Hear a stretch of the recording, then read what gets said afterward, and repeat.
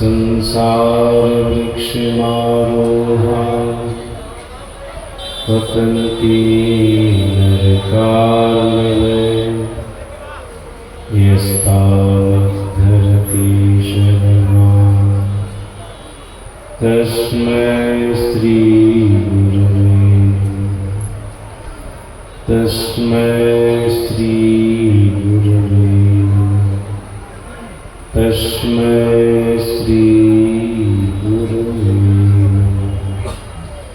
बोलिए प्रेम से श्री सद्गुरुनाथ की जय।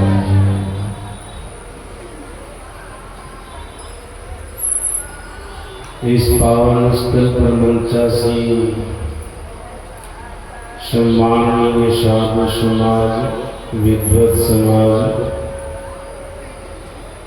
आदरणीय गायक महोदयगण,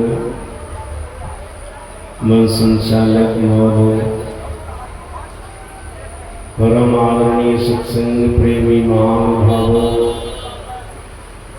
तथा आदरणीय माताओं एवं भक्तिमती बहनों, परमात्मा स्वरूप सद्गुरु महाराज की असीम अनुकंपा से हम सभी लोग इस कलिकाल में भी सत्संग में उपस्थित होकर संत महापुरुषों के कल्याणकारी वचनों को कह और सुन रहे हैं। आप लोगों ने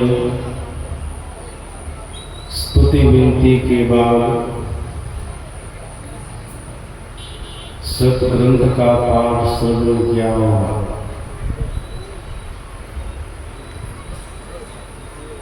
आज सद्ग्रंथ पाठ में सर्वप्रथम रामचरितमानस सार सजीव से पाठ, फिर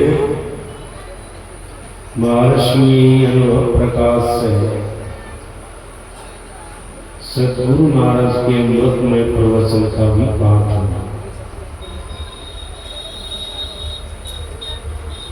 उसमें आप लोग सुने होंगे सद्गुरु महाराज जी का वचन था,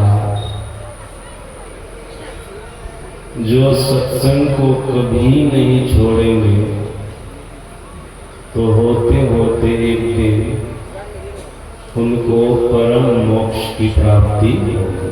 श्री सद्गुरु महाराज की जय।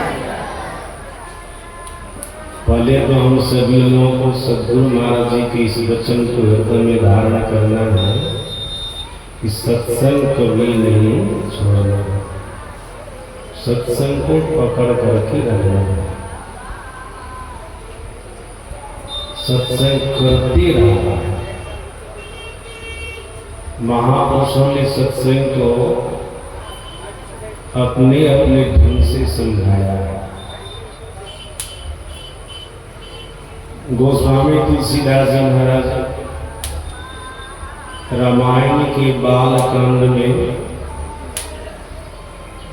सत्संग को सुलभ बतलाया। रामायण के उत्तरकांड में सत्संग को दुर्लभ बतलाया। अभी आप लोग पाठ में सुने भी होंगे, सत्संगति दुर्लभ संसारा निमिष दंड भरी एक होगा। और रामायण की बालकांड में है, सब सुलभ सब दिन सब देशा सेवक सागर समन प्रदेश। अब इस पर विचार करना है, सुलभ सत्संग क्या है, इसका परिणाम क्या है, दुर्लभ सत्संग क्या है और इसका परिणाम क्या है। महर्षि संतरी ब्रह्मन जी महाराज इस बात को अपने प्रवचन में बहुत बढ़िया से समझाया।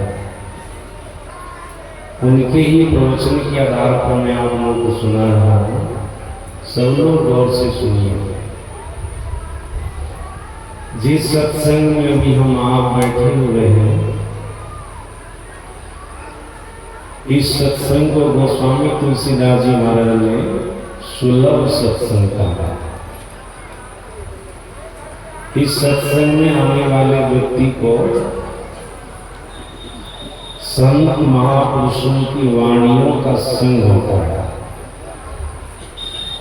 प्रायः साधारण साधु महात्माओं का संग होता है। यह सुलभ सत्संग है जिसमें हम आप लोग बैठे हुए हैं।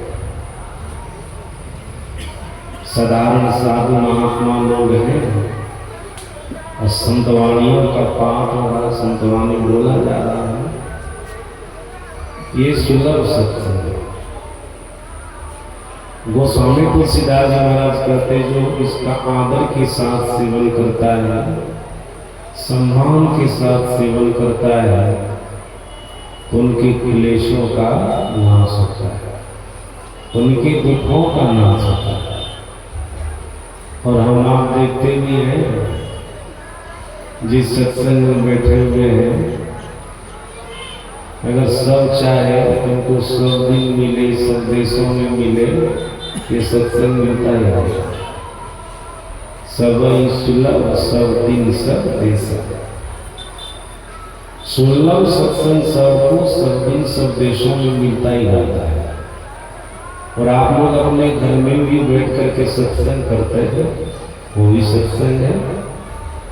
याद रखिए, गुरु महाराज अपने प्रवचन में करने कृपा की है, अकेले में भी सत्संग होता है।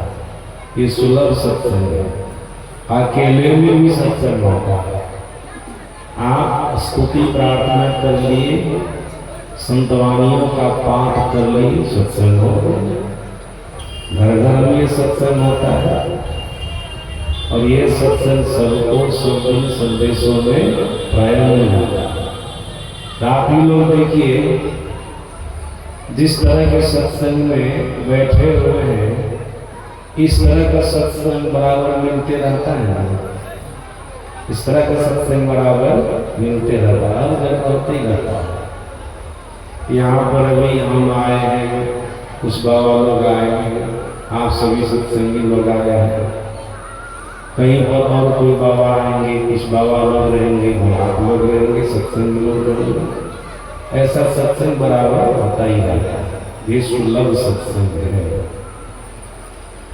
सज्जना, इसके भी कम महिमा नहीं है। गोस्वामी तुलसीदास जी महाराज कह रहे हैं, जो इसका आदर के साथ सेवन करेगा, सम्मान के साथ सेवन करेगा, उनके क्लेशों का नाश होगा। अब आप कहेंगे आदर के साथ, सम्मान के साथ इसका हम सेवन कैसे करें? सब लोग गौर से सुनिए, बढ़िया से सुनिए। जब आपको पता चल जाए फलानी जगह सत्संग हो रहा है, आप सभी काम धंधों को छोड़कर सत्संग में आ गए, तो सत्संग का आदर करें, सत्संग का सम्मान करें। ऐसा नहीं अच्छा सत्संग हो रहा, फुर्सत होगी तो जाएगा, ये हुआ सत्संग का आदर करना, ये हुआ सत्संग का सम्मान करना नहीं।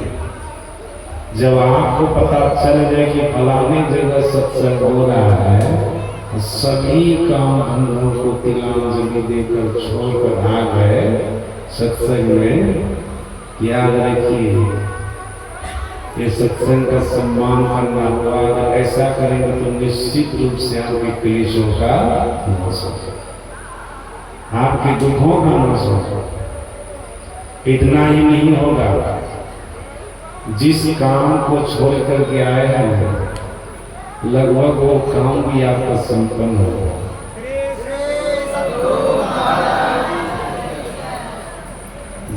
सदगुरु महाराज जी ने अपनी वाणी में कहा, गुरु महाराज जी की वाणी में आप लोग पढ़ते सुनते रहते हैं, नित्य प्रति सत्संग कर ले प्यारा तेरा कार सर्व। हम तो नहीं बोल रहे, संतवानी आप लोगों को सुना रहे। गुरु महाराज जी कहते हैं रोज सत्संग कर लो, यही सुलभ सत्संग। रोज कर लो, और तुम्हारा सारा कार्य सिद्ध होगा। चाहे संसार का कार्य हो या परमात्मा का कार्य हो, सारा कार्य तुम्हारा सिद्ध होगा और तुम्हारे क्लेशों का नाश होगा। मुख्य बात तो यहाँ पर है, सेवन साधन सुनने आदर के साथ सेवन करेंगे तो क्लेशों का नाश होगा। सज्जनों, संतवानी कभी झूठी नहीं होती है, संतवानी कभी झूठी नहीं होती। मैं सद्गुरु महाराज जी का ही प्रश्न सुना देता हूँ ताकि आप लोगों को पूरा पूरा विश्वास हो जाए। जब सद्गुरु महाराज जी स्व शरीर में थे तब की बात है। भागलपुर से कुप्पा घाट आश्रम से दक्षिणी की दिशा में बांका जिला है। उस बांका जिला में एक गांव है बभन गामा, वहां की घटना है। वहां के एक व्यक्ति आकर के कुप्पा घाट में सद्गुरु महाराज जी से दीक्षा ली। जब दीक्षा लिए उनके मन में हुआ कि हम अपने दरवाजे पर सद्गुरु महाराज जी को ले जाकर के सत्संग कराते तो बड़ा अच्छा होता। जहाँ तहाँ सत्संग होते रहता है, सद्गुरु महाराज जी को ले जाकर के सत्संग कराता तो बढ़िया होता। फिर ये विचार करता है, हम तो गरीब आदमी, गरीब थे, मजदूर आदमी थे, मजदूरी करके खाते थे। विचार करते हम तो मजदूर आदमी, गरीब आदमी है, गुरु महाराज जी को ले जा सकेंगे? गुरु महाराज को ले जाएंगे तो बहुत खर्च होगा। एक तो गुरु महाराज की व्यवस्था करने में खर्च, फिर विदाई वगैरह बहुत कुछ है, खर्च होगा, उतना हम कर सकेंगे? जब गुरु महाराज जी जाएंगे तो बहुत सारे लोग भी आएंगे, बहुत सारे लोग आएंगे, उनकी हम व्यवस्था कर सकेंगे? हिम्मत कमा नहीं की। फिर उनके मन में होता है, हम मजदूरी करते हैं, थोड़ा थोड़ा रुपया पैसा बचा करके रखेंगे, जब बहुत हो जाएगा देखेंगे सत्संग करा सकते हैं, तब सत्संग का प्रोग्राम लेकर के सत्संग करेंगे, इसी सत्संग को करेंगे। अभी सद्गुरु महाराज जी तो सद्गुरु महाराज को नहीं ले जाएंगे, मन में ऐसा था, लेकिन करेंगे यही सत्संग। जो सत्संग जीवन के लिए सुलभ है, बराबर मिलते ही रहता है, इसी सत्संग की इच्छा हुई थी उनको। सज्जना आ गए आदमी अपने घर, मजदूरी करते थे, थोड़ा थोड़ा रुपया पैसा बचा करके रखने में। जब पूरा हो गया, देखा कि अब हम सत्संग करा लेंगे, तब सद्गुरु महाराज जी के पास गए, कुप्पा का आश्रम। सद्गुरु महाराज जी को बोले, हुजूर हमको सत्संग कराने का मन है, अगर प्रोग्राम देते तो सत्संग करा देते। बहुत इच्छा है गुरु महाराज। सद्गुरु महाराज अंतर्यामी महापुरुष, सज्जना अंतर्यामी महापुरुष जाने गए कि सही मानने में इनकी अंतरात्मा कहती है हमें सत्संग कराना है, इनको प्रोग्राम देना चाहिए। सद्गुरु महाराज जी उनके कर्मी वालों को प्रोग्राम दिए, बोले ठीक है तुम्हारे ही सत्संग करूंगा, लेकिन तुम गरीब हो। सब कुछ जानने वाले सद्गुरु महाराज बोले तुम गरीब हो, तुमको विशेष कोई व्यवस्था करने की जरूरत नहीं। संत दयालु होते हैं। हम लोग के सद्गुरु महाराज को साधारण मुस्कुरे थे, पर ये के जीवन चरित्र में पता चलेगा, पैदल चल चल करके सत्संग का प्रचार प्रसार करते थे, अपना खा करके सत्संग का प्रचार प्रसार करते थे। अभी ऐसा होगा जल्दी? अभी तो दीवान कर लो, जब इतना जमा करो तब प्रोग्राम होता है। ऐसा इतना जमा करो, उसके बाद भी क्या हमारा भोजन ऐसे होगा, ये सब चीज हम खाते हैं, पहले से रखना, नहीं तो फिर आगे प्रोग्राम मिलेगी। और हमारी गाड़ी में इतना खर्च है, ऐसा लोग होता है जिनको गाड़ी बहुत ऐसे बोलने वाला, कितना दोगे तो हमारा खर्चा पूरा होगा। लेकिन महर्षि हरिनंदन परमहंस महाराज अपने प्रवचन में बराबर सुनाया करते थे, अभी तो स्वस्थ है, कहीं नहीं जाते हैं। मैंने इस में वर्षों रहा हूँ, सुना हूँ, अनेकों बार सुना इस प्रसंग को, बहुतों बार सुना। सदगुरु महाराज जी का जब बाहर का प्रोग्राम होता था तो सदगुरु महाराज जी को कह देते, तो रसोइये थे, भोजन बनाते थे, कह देते थे रंजन जी 1 महीना के लिए बाहर निकल रहे हैं, खाने पीने की सारी सामग्री साथ में ले लेते। यहाँ तक ये बोल देते मिर्च मसाला जो भी है ना, हल्दी वगैरह जो भी भोजन बनाने में लगता है वो सब ले लेते। उनको तो ये कह देते। और सेवक लोगों को बोल देते थे जा रहे हैं सत्संग करने के लिए, हो सकता हो सत्संग कराने वाले प्रकाश की व्यवस्था नहीं किए हो, लाइट की व्यवस्था नहीं किए हो। इस तरह से उस समय जनरेटर सब की विशेष व्यवस्था नहीं थी। हम लोगों के समय तो लाइट चलता था हवा वाला, अभी तो बहुत कुछ चल रहा है। कहीं कहीं ये भी देखते थे भोज हाथ में मुक्का जला करके रोशनी करते थे, मुक्का जला कर।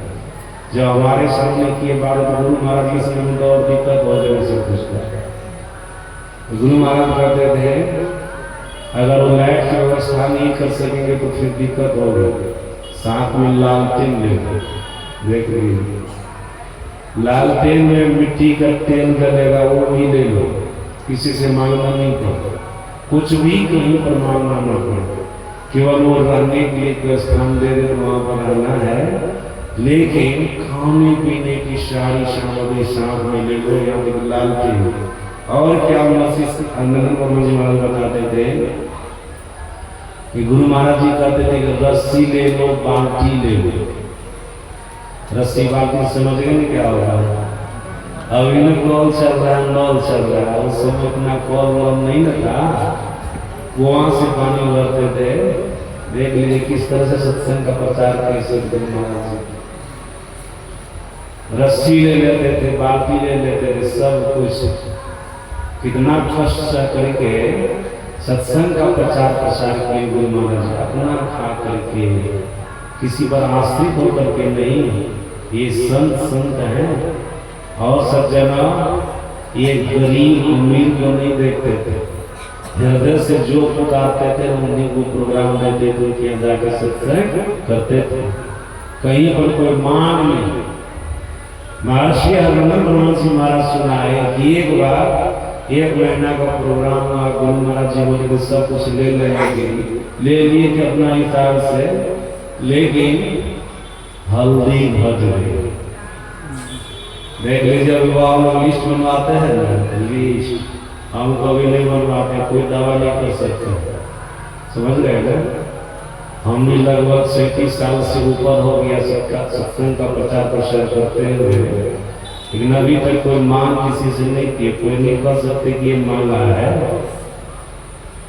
कभी कभी कोई चीज का शौक होता रहता है, चलो ये बना लीजिए, अलग बात है, लेकिन किसी से मांग नहीं की है कोई चीज आज तक, कोई नहीं बोल सकता। आप लोग भी शिफ्ट में सत्संग कराते रहते हैं, बहुत सारे लोग कभी कोई मांग की है जो कर सकता है। कम से कम संयम तो बरतना पड़ेगा ना। सज्जन नहीं बरते कैसा बोल सकेंगे? अभी गुरु महाराज जी इस प्रसंग को गौरव होगा बोलने में, हिम्मत होगी बोलने की। जो गलत काम करेगा उनको प्रवचन करने की हिम्मत होगी। बोले कितने ढीठ लोग भी होते हैं, गलतों करते हैं तो भाषण बढ़िए देते हैं। कितने ढीठ लोग होता है ना, अपना भीतर घटिया काम करेगा, मंच पर बढ़िया बढ़िया बात करेगा, ऐसा नहीं होगा। ये सब भीड़ की बात है, सब नहीं ऐसा करेगा। सबके हिम्मत की बातें नहीं है किस तरह से बोल रहे हैं। सज्जना महर्षि हरिनंदन परमहंस महाराज सुनाए कि हल्दी घट गई।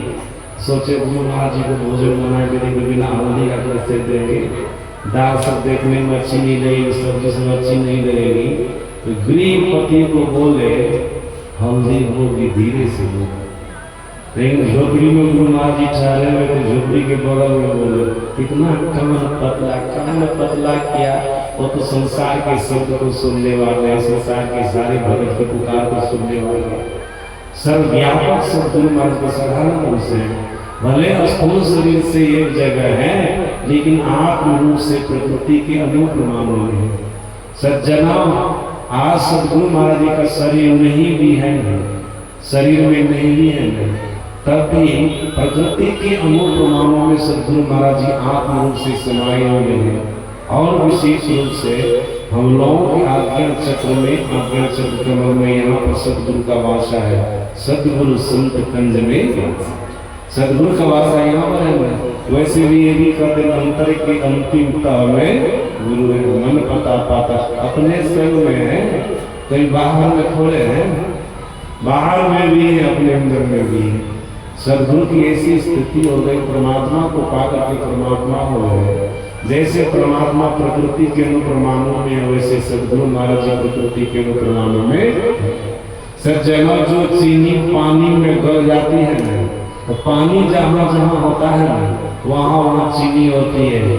जो नमक पानी में गल जाता है ना, तो पानी जहाँ जहाँ होता है ना, वहाँ वहाँ नमक भी होता है। उसी प्रकार से जो जीव ब्रह्म में लीन हो जाता है ना, परमात्मा में लीन हो जाता है ना, तो परमात्मा जहाँ जहाँ है वो वहाँ वहाँ है। सदगुरु महाराज जी ब्रह्म लीन हो गए, परमात्मा में लीन हो गए, तो परमात्मा जहाँ जहाँ है वहाँ वहाँ सदगुरु महाराज जी है। या यूं कहिए, सदगुरु महाराज जी परमात्मा को पाकर के परमात्मा हो गए, परमात्मा को सर्वव्यापक होता है, वो ईश्वर को सर्वव्यापक होता है। सज्जन प्रकृति के अनुप्रमाणों में होता है, उनके लिए क्या कुछ छिपा हुआ है। सदगुरु महाराज सब जगह सबको जान रहे हैं, तब भी व्यवहारिक रूप में सदगुरु महाराज जी सुन ली कि हरिनंदन जी गृहपति से हल्दी की मांग किए, हल्दी मांगे। गृहपति को सत्संग कराने वाले बुलाने की उधर इनको बुलाए। हम लोग को सुनाए, सत्संग में सुनाते रहते थे, महर्षि आनंद जी महाराज बुलाए। बोले गृहपति को क्या बोल रहा था? बोले बुजुर्ग हल्दी समाप्त हो गई थी, तो वही हल्दी में। गुरु महाराज जी बोले तुमको तो पहले बोल दी थी, इतने समय तक बाहर रहेंगे, सब सामान साथ में ले लो, हल्दी क्यों मांगा? अगर हल्दी घट ही गई, समाप्त हो गई, एक दिन बिना हल्दी का नहीं खा सकते हैं। ये गुरु महाराज जी का शब्द है, उस बाबा सुना है, एक दिन बिना हल्दी का नहीं खा सकते हैं। तो गृहपति से हल्दी मांग किया, किनसे उसके घर में हल्दी नहीं हो, नहीं दे सकेंगे। कितना उनको संकोच होगा, कितना मन में दुख होगा कि सदगुरु महाराज जी को हल्दी भी नहीं दे सके, कितना दुख होगा। आज से ऐसा काम नहीं करना, कोई भी चीज घर जाए तो अपना व्यवस्था करना, अपने तरफ से लाना, किसी से मांग नहीं करना, सत्संग कराने वाले से मांग नहीं करना। ये सदगुरु महाराज आज जैसे संसार में भगवान बन करके बैठे, परमात्मा बन करके बैठे हैं, बहुत खुश रहे हैं, तब संत बने हैं, सदगुरु बने हैं, ईश्वर बने हैं। ऐसे आज संसार में ईश्वर बन करके बैठे नहीं है। संसार के लोग इनको भगवान मान करके, परमात्मा मान करके पूजते हैं।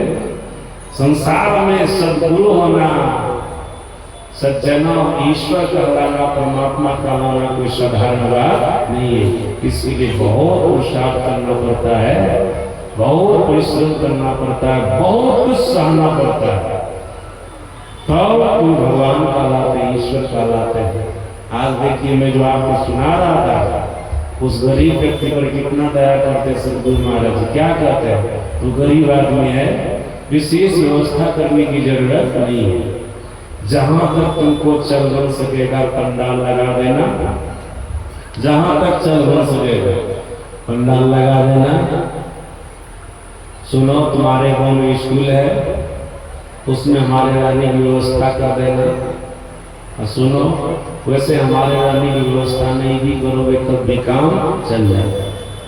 एक पाली का सत्संग करना, हम कुप्पा का आश्रम से सीधे तुम्हारे दरवाजे पर जाएंगे, अपराह्न काल का सत्संग होगा, मंच पर बैठेंगे, हम मंच से उतरेंगे तो फिर अपना आश्रम होगा। हमारी में कोई व्यवस्था तुमको नहीं करते, छोड़ जाएंगे सीधे मंच पर और मंच से उतरेंगे तो सीधे आश्रम होगा। कितना सहज कर दिया, सुलभ कर दिया। अब 3 बजे वाले सत्संग में जाएंगे तो भोजन पानी तो नहीं होगा, खा पी करके देंगे। बाबा लोग 12 बजे खाते थे, सब कुछ उनको छुट्टा कर दे, केवल सत्संग की व्यवस्था अपने दरवाजे पर कर लेंगे।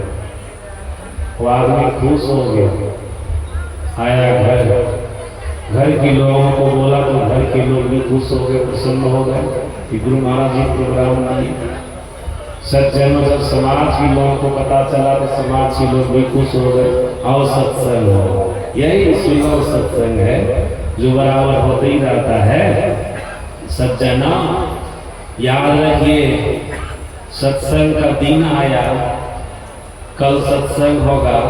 आज रात भर उनके दरवाजे पर टेंट लगा, पंडाल लगा, और सुबह में देखिए क्या घटना घटती है। वो सत्संगी को बेचारे को एक बेटा हुआ था, माँ की गोद में था, दूध पीने वाला था, पहले से बीमार चल रहा था, बीमार पहले से था। जिस दिन सत्संग होता सुबह 5 बजे भोर उसका देहांत होता, वो मर जाता। पूरे परिवार में कोहरा मच गया, सब लोग रोने लग गए। समाज के लोग जाने इस बात को,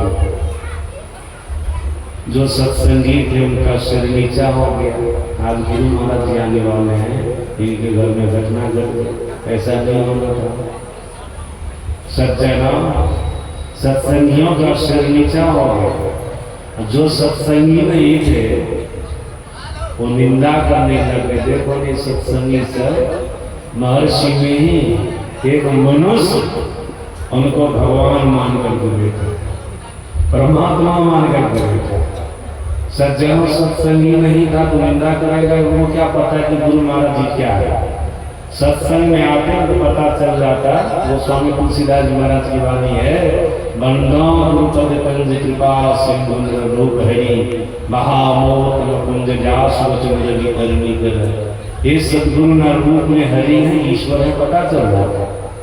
और जैसा कि भगवान शंकर ने भी कहा है, गुरु कोई साधारण तत्व थोड़े है, गुरु तो ईश्वर तत्व है। उनकी वाणी है, अपने पिता ब्रह्मा जी से बोले भगवान शंकर, यथा गुरुस्तथे वेशु यथे वेश तथा गुरु पूजनीयो महाभक्त्या न भेदो विद्यते नयो। ये भगवान शंकर का वचन है। अभी तो शिव चर्चा वाले से क्या कहते हैं, देखो नहीं, ये सत्संगी सब मनुष्य को भगवान मान रहे, ईश्वर मान रहे।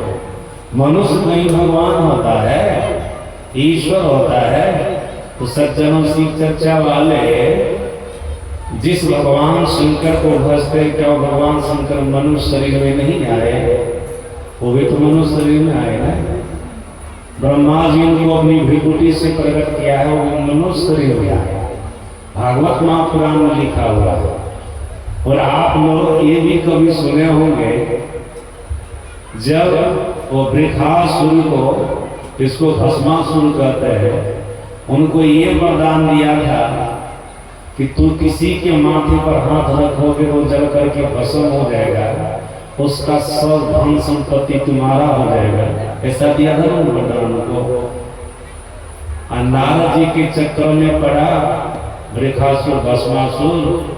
नारद जी हमसे कार्य दुनिया तो भगवान शंकर के नाम पर तप करने के लिए तप पूरा हुआ का हो गया। तो भगवान से वरदान मिला, तो मिल गया। क्या वरदान मिला? का जिसके माथे पर मैं हाथ रखूंगा वो जल करके भस्म होगा, उसका सब कुछ हमारा होगा। यही वरदान मिला। कहा नारद जी भीतर भीतर सोचते कि दुनिया को चौपट कर दे, खत्म कर देगा, सबको मार मार करके सबकी संपत्ति हड़प लेगा। कैसा? ऐसे भगवान शंकर के जो भगवत सब होते हैं इसमें सब होते हैं। अभी देखते हैं सर, सत्संग हो रहा तो बाजा इधर घुमा दिया योगदान मजबूर, ऐसा होना चाहिए। लोग दिमाग को नजर बाजा को घुमा करके रखे, सत्संग में योगदान डालते, योगदान डालना चाहिए। देख लीजिए नारद जी भीतर भीतर सोचते हैं तो सब कुछ चौपट कर देगा, किसी को पहले खत्म करना है। नारद जी बुद्धि लगा, वरदान मिला तो वरदान की परीक्षा लिया, परीक्षा कैसे लेते? कब भगवान शंकर के माथे पर हाथ रख करके देखता है वो जलता है, अगर जल जाएगा तो तुम्हारा वरदान सही होगा, नहीं जला तो झूठा हो जाएगा, गलत हो जाएगा।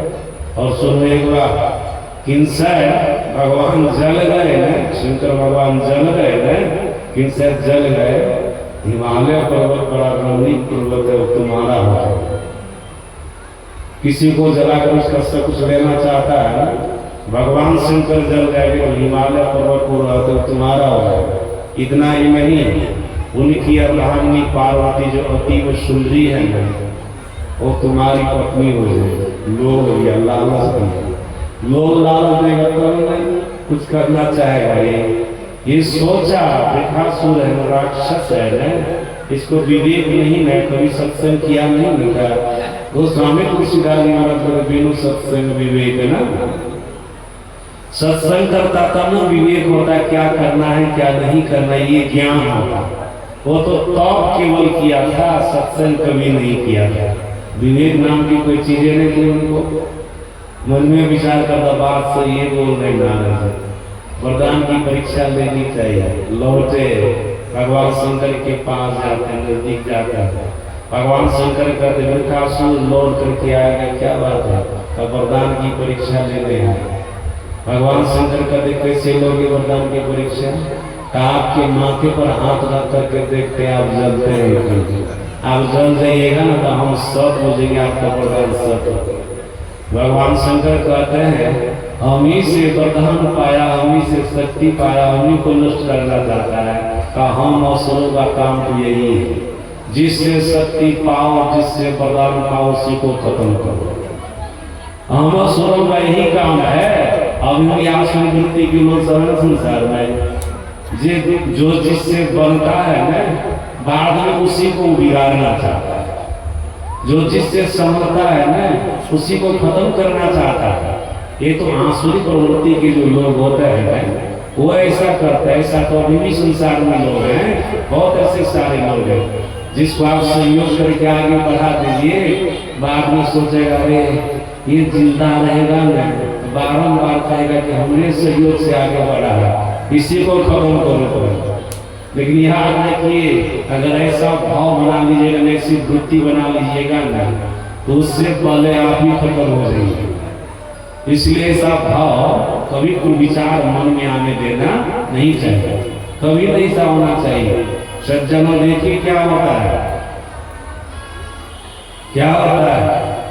भगवान शंकर के माथे पर ये हाथ रखने के लिए चाह, भगवान शंकर 1 2 3 भागे। सदगुरु महाराज जी अपने प्रवचन में इस प्रसंग को बोले हैं, मैं कैसे में सुनाऊं, कभी कोई कुपा काट में लगाते हैं, कैसे मैं कैसे में सुना। जब भगवान शंकर भागने लग गए ना वृषासुर के डर से, तब गुरु महाराज जी कहते देखो भगवान शंकर को भी जलने का डर है, भगवान शंकर को भी जलने का डर है। तो जलने वाला शरीर था तब न जलने का डर था, जलने वाला शरीर नहीं रहता तो जलने का डर होता। ये जो शिव चर्चा वाले सब बोलते हैं शरीरधारी मनुष्य कोई भगवान होता, ईश्वर होता है, ये सत्संगी सब पूछते हैं उनको। तो भगवान शंकर क्या थे, उनको भी तो शरीर था, तो हमने जलने के डर से भाग रहे थे। अगर भगवान विष्णु मोहिनी कर्म धारण करके नहीं आते, उनकी रक्षा नहीं करते, तो भगवान शंकर बच पाते? जलाइए देते पकड़ करके, उनको जला देते, खत्म हो जाते। तो भगवान विष्णु आए मोहिनी कर्म धारण करके बाल बाल बस गए। जल गए कौन? वृषासुर। जल गए माता हाथ नीच महादेव शुभ पाए। भगवान विष्णु की मोहरी उनके चक्कर में पड़ करके वो अपने माथे पर हाथ रखा, वही जल करके भस्म हो गया। जो दूसरे को भस्म करना चाहता है स्वयं भस्म हो जाता है ना, हो गया ना सज्जना। ये सब कहते हैं, याद रखिए भगवान शंकर बोल रहे हैं जो गुरु है वही ईश्वर है, जो ईश्वर है वही गुरु है, गुरु में ईश्वर में कोई अंतर नहीं है। इसलिए अगर कोई गुरु भक्त है ना, गुरु के प्रति ईश्वर का भाव रखे, परमात्मा का भाव रखे और ऐसा भाव रख करके गुरु की पूजा करे, उसकी पूजा सफल हो जाएगी। ईश्वर की पूजा करने का जो फल होना चाहिए वही फल आपको होगा गुरु की पूजा करने से। लेकिन इस बात को जल्दी लोग समझते हैं, नहीं समझ पाते हैं। ऐसा ही भाव होना चाहिए कि गुरु को साधारण कुछ नहीं है। सज्जना आज देखिए क्या होता है, लोग निंदा कर रहे हैं जो सत्संगी नहीं है। क्या कहते हैं, देखो महर्षि में ही एक मनुष्य ये सत्संगी सब उनको भगवान मान करके बैठे, ईश्वर मान करके बैठे, क्या घटना घट गई। वही तो आ रहे हैं सत्संग करने के लिए, वही आ रहे हैं सत्संग करने के लिए, सत्संग कराने वाले का बेटे मर गए। पूरे समाज के लोग बैठे मीटिंग किए और सत्संग कराने वाले को बोले जिसका बेटा मरा था, ऐसा कीजिए आप सत्संग कैंसिल कर दीजिए, जाइए गुरुपाघाट गुरु महाराज जी को बोली सत्संग कैंसिल होगा, हमारे घर में बेटा मर गया, छूटक हो गया। तो आदमी क्या कहता, सत्संग पक्का सत्संगी हो गया, एक नंबर। क्या कहता है, दैवी कार्यक्रम में छूटक लगता है, कर्मकांड के अंतर्गत आता है, उसमें छूटक लगता है, लेकिन सत्संग ज्ञान कांड से छूटक नहीं लगता। सत्संग में छूटक लगता है, देखते हैं कोई मर जाता तो मुर्दा के पास बैठ करके सत्संग करते हैं, मुर्दा के पास फिर श्मशान घाट में भी जाकर के जहाँ उसको जलाते वहां भी सत्संग कर लेते हैं। जब घर आते हैं, जब तक उसका संपिंडन नहीं होता है तब तक सत्संग चालू ही रहता है। छूतक लगता है सत्संग तो बढ़िया से सुना था, सत्संग को बढ़िया से समझा था। कहा सत्संग ज्ञान कांड में छूतक नहीं लगता है, कर्म कांड में देवी देवता के पूजन में छूतक लगता है, साधु संत गुरु के पूजन में कोई छूतक नहीं लगता। कुछ नहीं, सत्संग में कोई छूतक नहीं, सत्संग होगा। ये हुआ सत्संग का आधार, समझ गए ना। आपके ऊपर भारी सी भारी विपत्ति आ जाए, भारी सी भारी संकट आ जाए, तब भी आप सत्संग को नहीं छोड़ेंगे ना। ये हुआ सत्संग का आदर करना, सम्मान करना। अगर ऐसा करते रहेंगे ना, जो विपत्ति आपके जीवन में आई है, जो संकट आपके जीवन में आया है, ये संकट सहज रूप से खत्म हो जाएगा, ये विपत्ति सहज रूप से खत्म हो जाएगी। लेकिन विपत्ति की घड़ी में भी, संकट की घड़ी में भी सत्संग करना मुश्किल है, दुख की घड़ी में भी सत्संग करना मुश्किल है। लोग विचलित हो जाते हैं, कहते हैं अरे जिनके नाम पर मैं दिन रात सत्संग करता रहता हूँ, देखो हमारे घर में कैसा दुख दे दिया, कैसी विपत्ति दे दिया, कैसी समस्या दे दिया, कैसा उलझन दे दिया, कितना दुख दे दिया, छोड़ छाड़ देते हैं। जब नहीं छुड़िएगा ना, तब तो देखिएगा उसका परिणाम आपके जीवन में कितना बढ़िया होता है। छोड़ देता है ना, इसलिए आपका जीवन दुखी बना रहता है। आपके जीवन से समस्या नहीं जाती है, संकट नहीं जाता, विपत्ति नहीं जाती, आप दुख में ही पड़े रहते हैं। लेकिन दुख की घड़ी में भी सत्संग करते रहिए, तब देखिए क्या होगा। ये होगा सत्संग का आदर करना। क्या कहता है, बहुत कठिन से गुरु महाराज से प्रोग्राम लिए, कब से इच्छा थी, जब से दीक्षा लिए तब से इच्छा थी सत्संग कराने की। हम सत्संग नहीं छोड़ सकते, सत्संग होगा, गुरु महाराज जी आएंगे, सत्संग होगा। सज्जनों, अपराह्न काल में भजन कीर्तन के द्वारा सत्संग आरंभ हुआ, प्रारंभ हुआ। जैसे हम लोग क्या होता है, सत्संग शुरू हुआ, सदगुरु महाराज जी समय पर आ गए 3 बजे, साथ में महर्षि संतई परमल जी महाराज। सज्जन, जब इस प्रसंग को मैं पत्रिका में पढ़ा, बाबा लोगों से सुना, मैंने आचार्य श्री से पूछा, वो ये प्रसंग सच्चा है जो पत्रिका में है, जो बाबा लोग बोलते हैं? तो महर्षि परमल जी महाराज बोले, हाँ ये प्रसंग सच्चा है, इस प्रसंग को मैं भी जानता हूँ, आप भी अभी भी जीवित है। ऐसा महर्षि परमल जी महाराज ने कहा। मतलब गलत प्रसंग नहीं है, झूठा प्रसंग नहीं है, बिल्कुल सच्चा प्रसंग है। सज्जना सदगुरु महाराज जी उनके दरवाजे पर महर्षि संतरी परमहंस जी महाराज को साथ में लेकर के अपनी गाड़ी से गए, गाड़ी से उतरे, सीधे मंच पर आए। महर्षि संतरी परमहंस जी महाराज को बोले स्तुति विनती शुरू कीजिए। शुरू की, रामायण जी का पाठ हुआ। आज सदगुरु महाराज जी महर्षि संतरी परमहंस जी महाराज को प्रवचन करने के लिए नहीं बोले, सीधे अपने सामने माइक मंगवा ली, प्रवचन करना प्रारंभ किया। लगभग 5 बजे तक सदगुरु महाराज जी का प्रवचन चला। जो सत्संग कराने वाला था इसका बेटा मारा था ना, गुरु महाराज जी के सामने में बैठा हुआ, सामने में बैठा मनहूस होकर के सत्संग सुन। स्वाभाविक बात है, बेटा हमारा तो दुख तो रहेगा ना, दुख था उनको, लेकिन सत्संग के प्रति भी प्रेम था, सत्संग को नहीं छोड़ा। बेटा मरने का दुख उनको था, मनहूस होकर के सत्संग सुन रहा। महर्षि संतरी परमहंस जी महाराज आरती प्रारंभ करते हैं।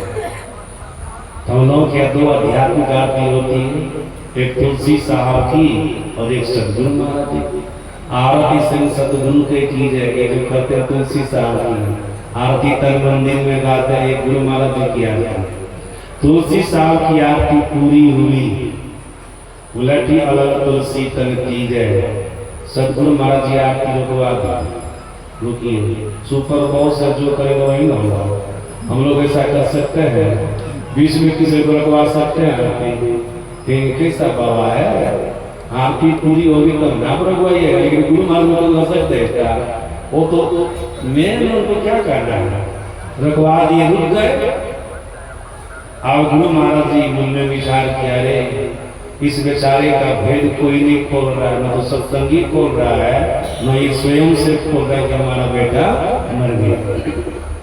लेकिन अंतर्यामी सदगुरु महाराज सब कुछ जान रहे हैं, सब कुछ जानते हैं, उनको सत्संग के प्रति कितना प्रेम है।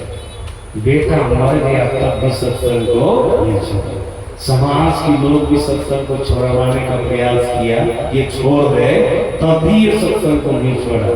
सत्संग का आदर करता है, सत्संग का सम्मान करता है, इसके जीवन में कुछ होना चाहिए चमत्कार। गुरु महाराज जी उनको खड़े करवा दिए, किसी तरह से बात को प्रकट करना है ना, खोलना है ना, खड़े करवा करके बहुत जोर से उनको फटकारे, बिगड़े। अरे तुमको सत्संग कराने का मन नहीं था तो काहे करा रहा है?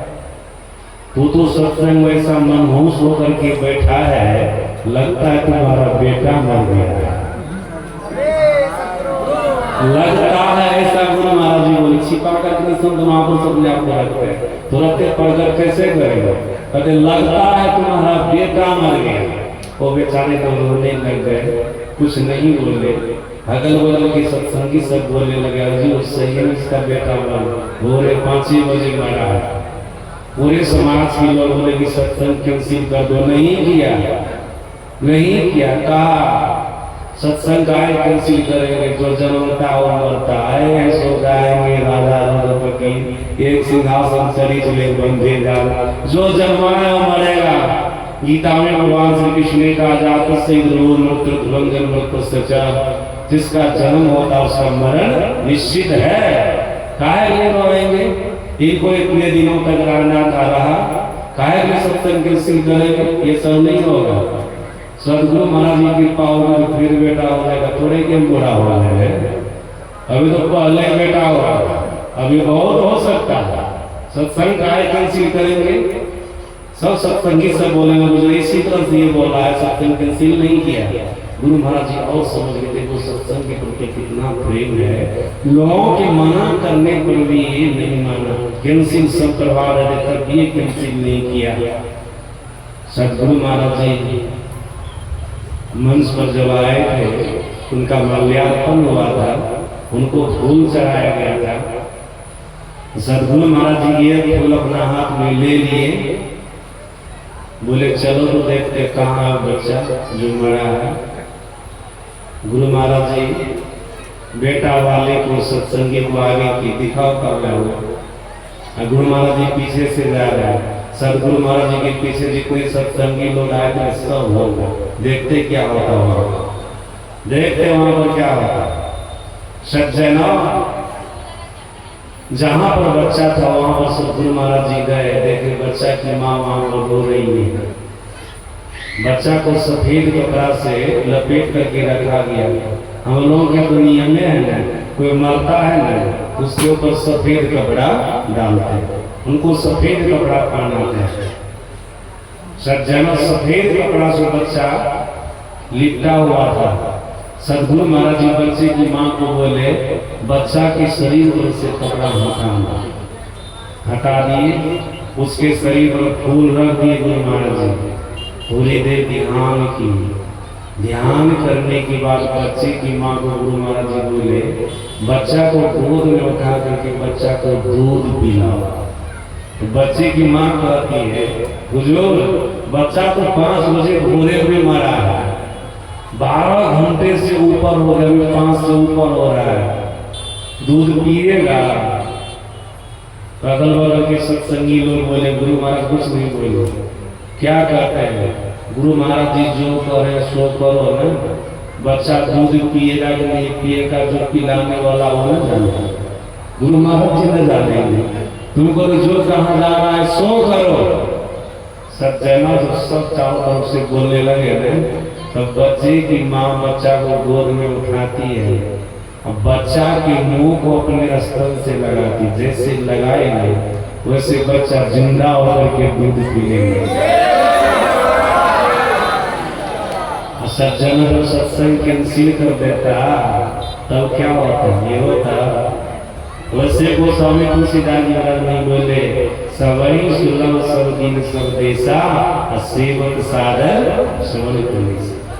अगर आदर के साथ कोई सत्संग का सेवन करे, सम्मान के साथ सत्संग का सेवन करे, उनके क्लेशों का नाश हो जाता है। यहाँ तो देखा जाता है कितनों सत्संग की महिमा को सुना देते हैं, तो कोई ऐसे आदमी है तब भी सत्संग को छोड़ देता है, तब भी छोड़ देते, कभी नहीं छोड़िएगा। छोड़ छाड़ कीजिएगा ना तो कभी भी आपके जीवन से क्लेश जाने वाला नहीं है, आपके जीवन से दुख जाने वाला नहीं है। गंभीर से गंभीर स्थिति में भी सत्संग में जाइए, सत्संग को पकड़ के रखिए, सत्संग को छोड़िए नहीं। सत्संग में चले गए, घर में सत्संग कर रहे हैं, कभी सत्संग नहीं छोड़ रहे हैं, आप सत्संग का सम्मान कर रहे हैं, आदर कर रहे हैं, आपके जीवन से क्लेशों का नाश होगा, दुखों का नाश होगा। ये बाहरी सत्संग है, सज्जने सुलभ सत्संग है। फिर वो स्वामी तुलसीदास जी महाराज दुर्लभ सत्संग की बात बताई। वो क्या है, सुन रहे थे आप लोग? सत्संगति दुर्लभ संसारा निमिष दंड भरी एक होगा। महर्षि संतरी परमानंद जी महाराज इसको भी बहुत बढ़िया से समझा है। महर्षि संतरी परमानंद जी महाराज कहते हैं, जीवन में सच्चे संत का मिल जाना, जीवन में सच्चे संत का मिल जाना, साथ साथ ईश्वर का मिल जाना, ये दुर्लभ सत्संग है। जल्दी सच्चे संत मिलते हैं, जल्दी सच्चे संत नहीं मिलेंगे। उस बेचारे को गुरु महाराज ऐसे सच्चे संत नहीं मिलेंगे। सत्संग कराने की इच्छा थी, जो सत्संग स्वाभाविक रूप से सुलभ सत्संग होता रहता है, वो सत्संग कराने की इच्छा थी।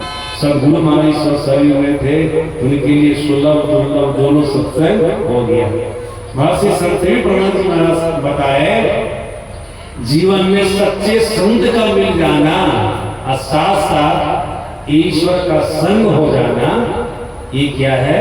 दुर्लभ सत्संग है। गुरु महाराज जी के प्रवचन में आप लोग कभी पढ़े होंगे, गुरु महाराज जी ने कही कृपा, सत्संग किसे कहते हैं?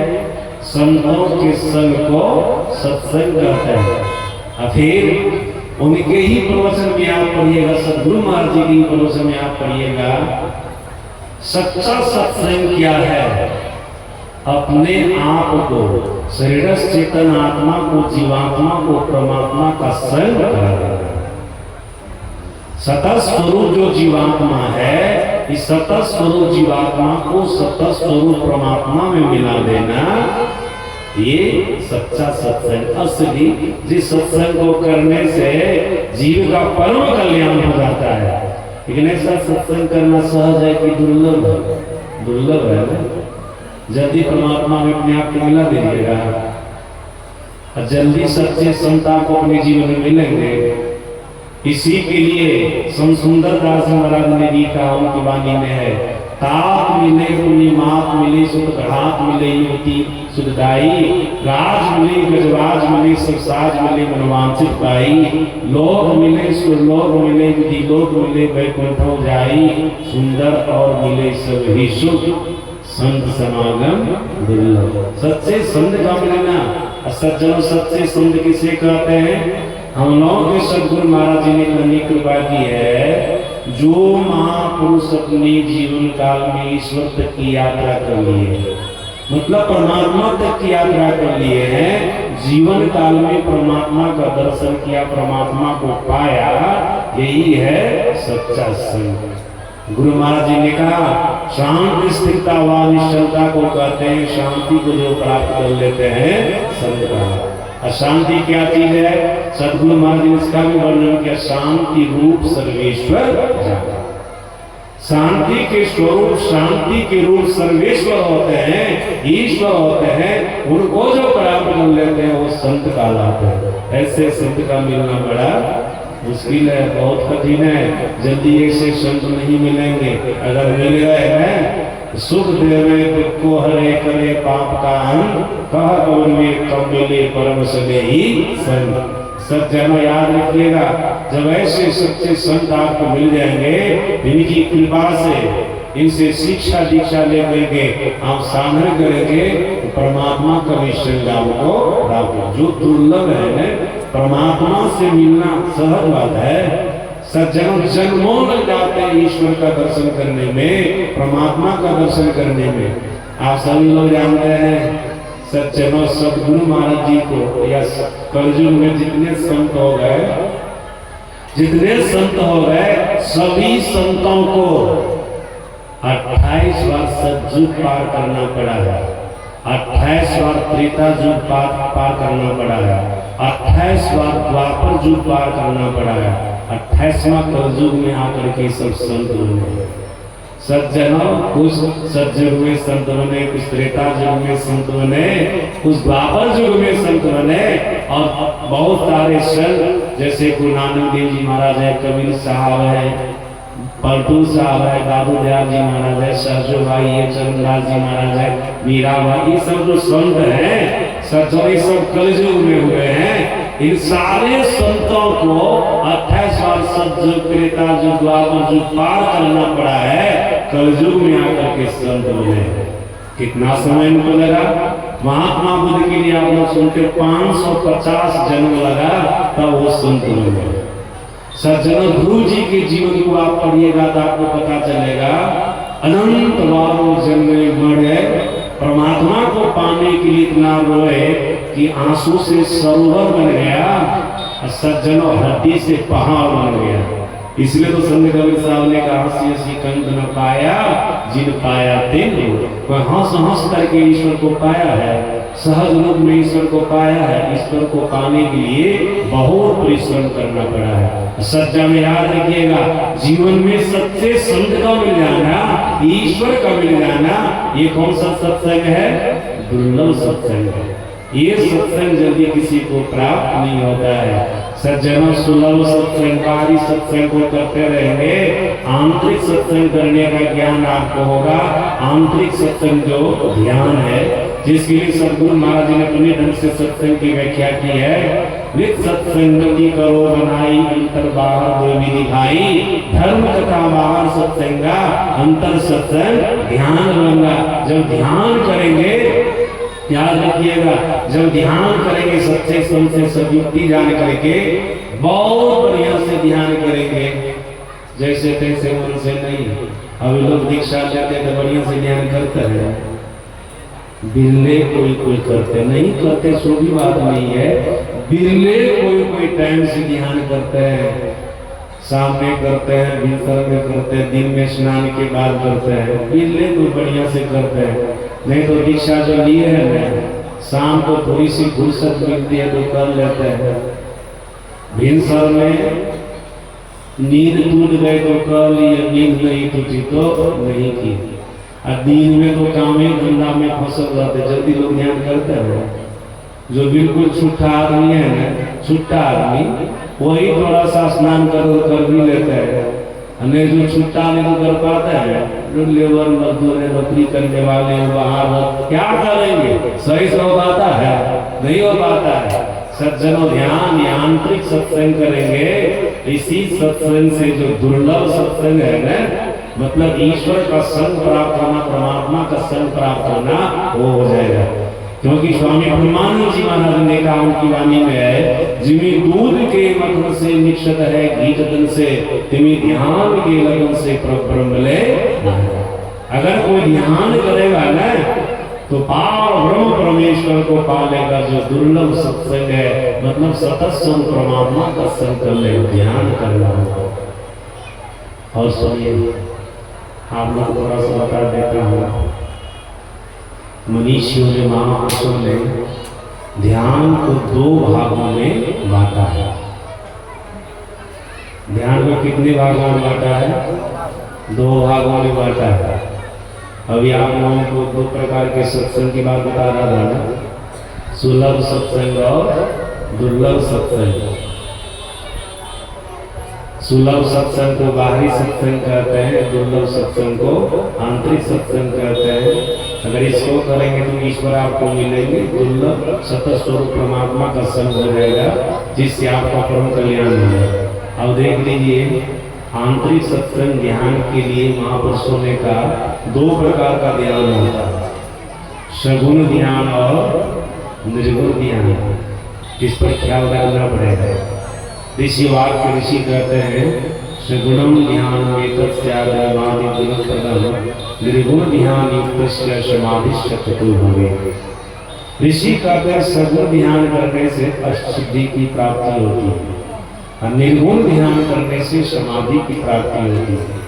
सज्जनों, अगर आप सगुण ध्यान करेंगे ना तो 8 प्रकार की सिद्धियां आपको मिलेगी। अनिमा, महिमा, गरिमा, लगिमा, प्राप्ति, प्राक्रांति, सिद्ध, सिद्ध, 8 प्रकार की सिद्धियां मिल जाएंगी। इतना ही नहीं होगा, सगुण ध्यान करने से आपको अंतर प्रकाश भी होगा, अंतर की अनहद नाद भी आपको सुनने को मिलेगा। ये सब सगुण ध्यान के अंतर्गत आता है। एक नाम का जाप, एक रूप का ध्यान, बिंदु ध्यान, अनहद नादों का ध्यान, ये सब सगुण ध्यान के अंतर्गत आता है। सगुण ध्यान करेंगे 8 प्रकार की सिद्धियां तो मिलेगी ही, साथ साथ आपको भीतर में प्रकाश भी होगा, अनहद नाद भी सुनने को मिलेगा। ये सगुण ध्यान है। बहुत सारे सामर्थ्य आपको प्राप्त होंगे, सिद्धि प्राप्त होगी। सज्जन निर्गुण ध्यान, आदि नाद का ध्यान, सार शब्द का ध्यान, और इसका ध्यान आप तभी कर सकते जब सगुण ध्यान में आप सफल हो जाए।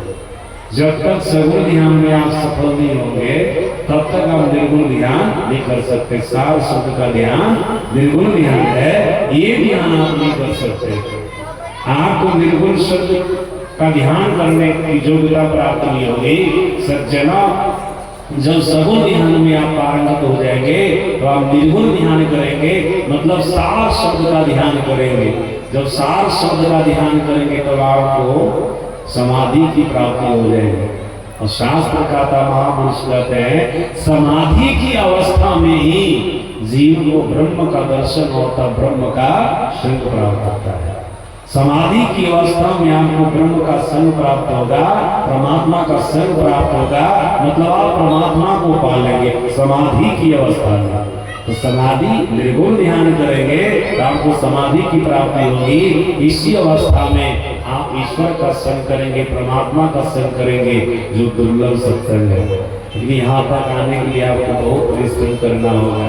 सदगुरु महाराज जी ने कहनी कृपा की, जब तक कोई सदाचार का पालन नहीं करेगा, शिष्टाचार का पालन नहीं करेगा, शिष्टाचार का पालन नहीं करेगा, तब तक न तो सगुण ध्यान कर सकता है न निर्गुण ध्यान कर सकता है। सज्जना, सगुण और निर्गुण ध्यान का अवलंब लीजिए, दुर्लभ तत्व जो परमात्मा उनका संग कीजिए। अगर ये संग हो जाएगा, ईश्वर का संग हो जाएगा, परमात्मा का संग हो जाएगा, जो दुर्लभ सत्संग है, अगर इसको आप प्राप्त कर लेंगे तो आपका पूर्ण कल्याण हो जाएगा, आपका पूर्ण भला हो जाएगा।